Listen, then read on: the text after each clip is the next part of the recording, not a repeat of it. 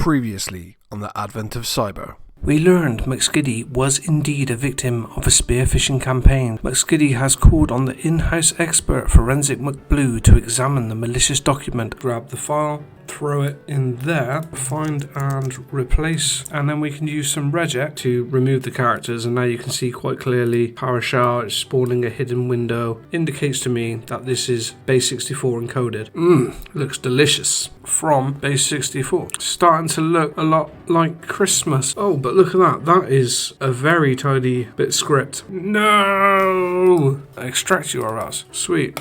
God damn it!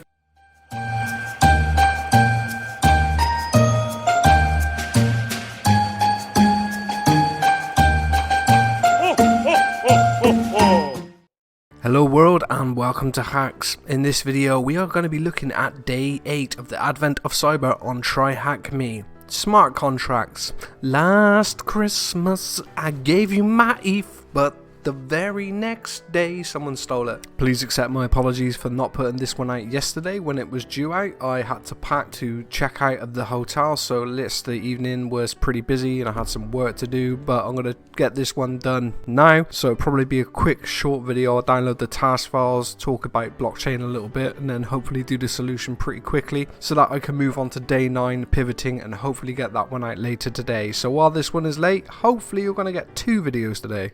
Hopefully. The story. After it was discovered that Best Festival Company was now on the blockchain and attempting to mint their own cryptocurrency, they were quickly compromised. Best Festival Company lost all of its currency in the exchange because of the attack. It is now up to you as a red team operator to discover how the attacker exploited their contract and attempt to recreate the attack against the same contract. And the learning objectives of this room are to learn or to be able to explain what smart contracts are, how they relate to the blockchain and why they are important, understand how contracts are related, what they are built upon and standard core functions, understand and exploit a common smart contract vulnerability. I haven't done any smart contract security testing before in the past, so this is going to be really interesting. I have, however, done my fair share of research into the blockchain and owned assets at various times. So what is the blockchain? Well, it's pretty self-explanatory. They are blocks that are chained together.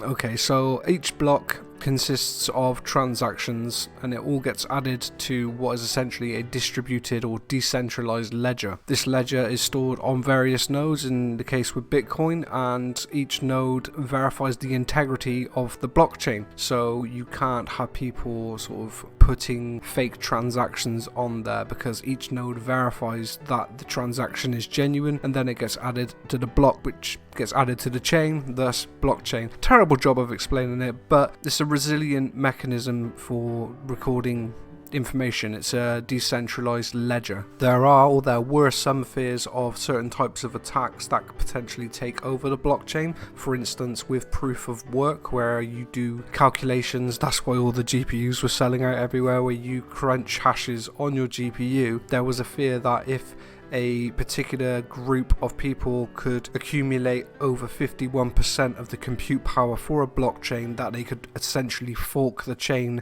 take an ownership of the chain. I'm not sure whether those are still a factor, but I remember reading about it a while ago. So, smart contracts. What are smart contracts? I believe the most popular or the most widely known type of smart contract is the one what Ethereum offers. Essentially ERC20 tokens, and smart contracts are scripts that are stored on the blockchain that are executed when certain conditions are met. These allow for decentralized applications to be built, so that if you send crypto to your smart contract or to the address of the smart contract, a certain action is performed because a script gets executed when those conditions are met. So it's been a while since I've done anything with crypto, so that explanation probably wasn't that great. Ethereum isn't the only blockchain that offers smart contracts. There are other ones out there, and I would highly recommend going out and reading about blockchain and smart contracts just to bring yourself up to speed on this technology, because it probably is something we're going to be seeing a lot of in the future. It may be operating in the background and you may not directly interact with it, but let's face it, if you can talk for a few hours about blockchain, then thinking, you know, people might be interested. So you can see there we got this lovely diagram of how a smart contract could theoretically work. You have contract A and contract B. Contract A is the one with the script on it, and it will check that certain conditions are met before executing the script. Contract B tries to deposit 1 Ethereum into contract A.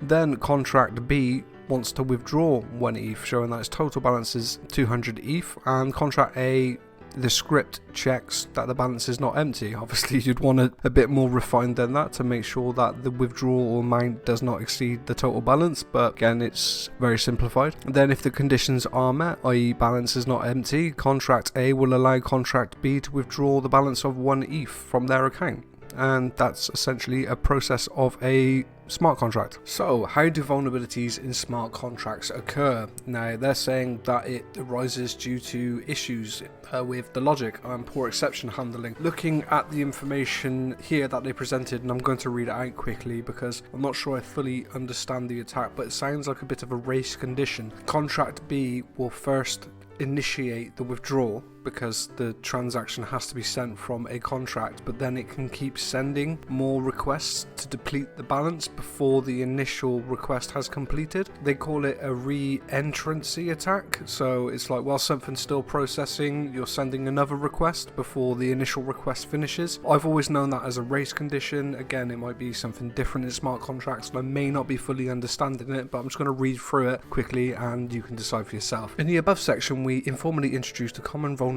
known as a re-entrancy. Reiterating what is covered above, re-entry occurs when a malicious contract uses a fallback function to continue depleting a contract's total balance due to flawed logic after initial withdrawal functions occur. Broken up the attack into diagrams. Assuming that contract B is attacking contract and contract A is the storage contract, contract B will execute a function to deposit, then withdraw at least 1 Ether. This process is required to initiate the withdraw function, so in order for it to withdraw Ether, it first has to send Ether. Note the difference between the account balance and the total balance in the above diagram. The storage contract separates balances per account and keeps each account's total balance combined. We are specifically targeting the total balance we do not own to exploit the contract. So there you got the 200 and contract B's balance is 1 ETH. At this point, contract B can either drop the response from the withdrawal function or invoke a fallback function. A fallback function is a reserved function in solid yeah, so that's the programming language. Solidity.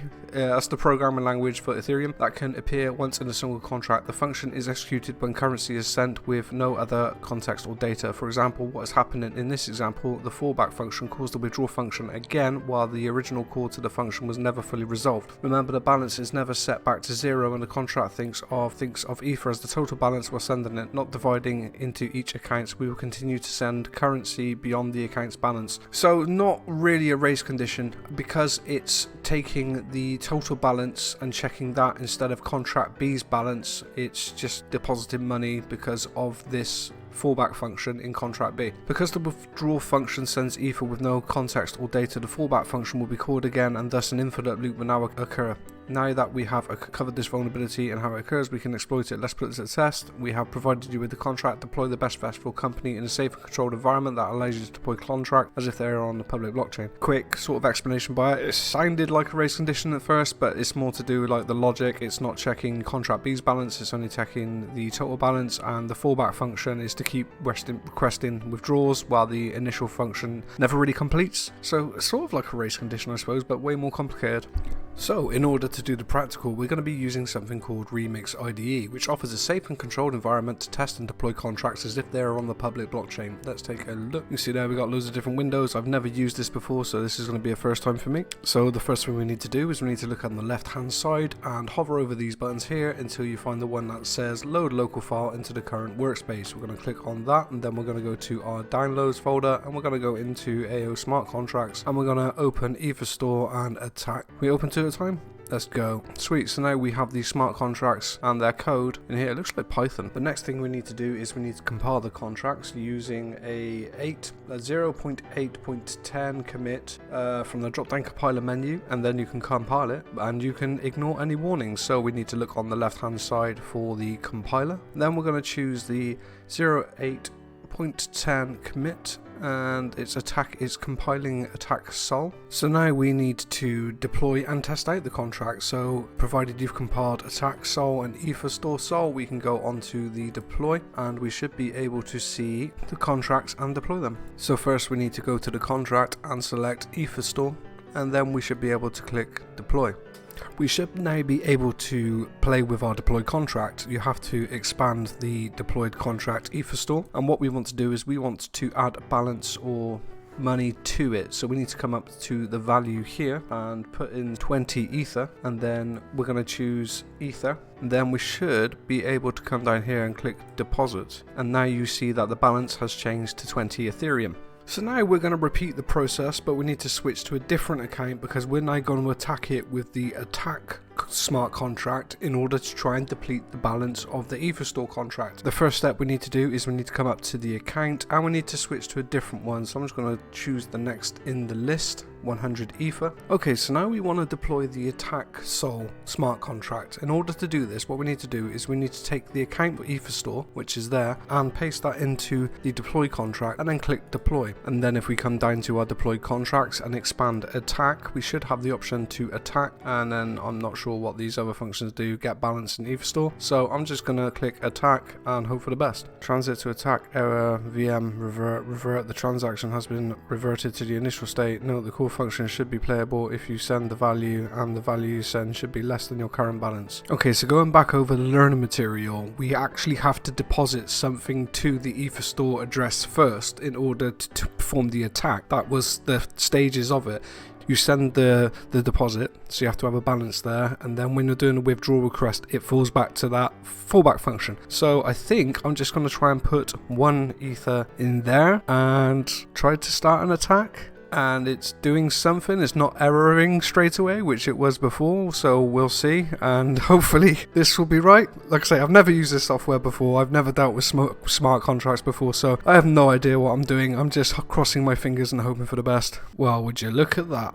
I think something happened. We have been given a flag of all your ETH is mine. But yeah, that is going to be the answer to the room. Thank you very much. I hope you enjoyed it. I enjoyed it. It was interesting. I've never done anything like this before. Certainly a bit beyond my current capabilities, but something I'd love to investigate more. I'd love to see what's actually happening. Like you were like watching network traffic with Wireshark, you could actually see how it's interacting with the different wallets. I'm sure there's some more debugging that I can find to understand what's actually going on, to see it step by step. But yeah, that's it. I hope you enjoyed it. I hope it helped you through it, and I'm sorry it's late. I'll try and get pivoting done tonight so that we're back on track to keep doing the advent of cyber.